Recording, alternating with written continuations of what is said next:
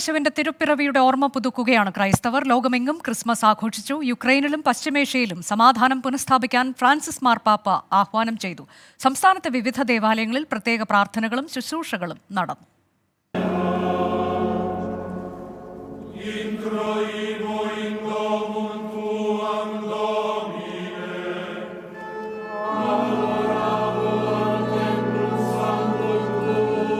വത്തിക്കാനിലെ തിരുപ്പിറവി ശുശ്രൂഷകൾക്ക് Francis മാർപ്പാപ്പ നേതൃത്വം നൽകി. യുക്രൈനിൽ ആയുധങ്ങൾ നിശബ്ദമാകട്ടെയെന്നും പശ്ചിമേഷ്യയിൽ വെടിനിർത്തൽ സാധ്യമാകട്ടെയെന്നും ക്രിസ്മസ് ദിന സന്ദേശത്തിൽ മാർപ്പാപ്പ. സംസ്ഥാനത്തെ ദേവാലയങ്ങളിലും ക്രിസ്മസ് ദിന പ്രത്യേക പ്രാർത്ഥനകൾ നടന്നു. തിരുവനന്തപുരം പാളയം സെന്റ് ജോസഫ് കത്തീഡ്രലിൽ നടന്ന തിരുക്കർമ്മങ്ങൾക്ക് തിരുവനന്തപുരം ലത്തീൻ അതിരൂപത ആർച്ച് ബിഷപ്പ് തോമസ് ജെ നെറ്റോ മുഖ്യകാർമ്മികത്വം വഹിച്ചു. പുൽക്കൂട് വിവാദം, മുനമ്പത്തെ ഭൂമി തർക്കം ഉൾപ്പെടെ പ്രതിപാദിച്ച തോമസ് ജെ നെറ്റോ വയനാട് പുനരധിവാസം വൈകുന്നുവെന്നും പറഞ്ഞു.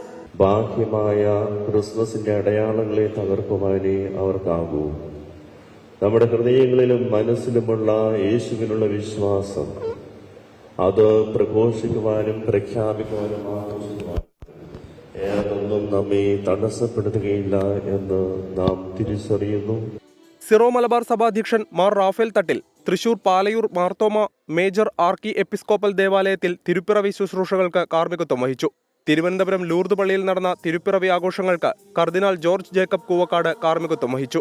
പട്ടം സെന്റ് മേരീസ് കത്തീഡ്രലിൽ മലങ്കര കാത്തോലിക്ക സഭ മേജർ ആർച്ച് ബിഷപ്പ് കർദിനാൾ മാർ ബസേലിയോസ് ക്ലീമിസ് കാത്തോലിക്ക ബാവയുടെ നേതൃത്വത്തിലായിരുന്നു ശുശ്രൂഷകൾ.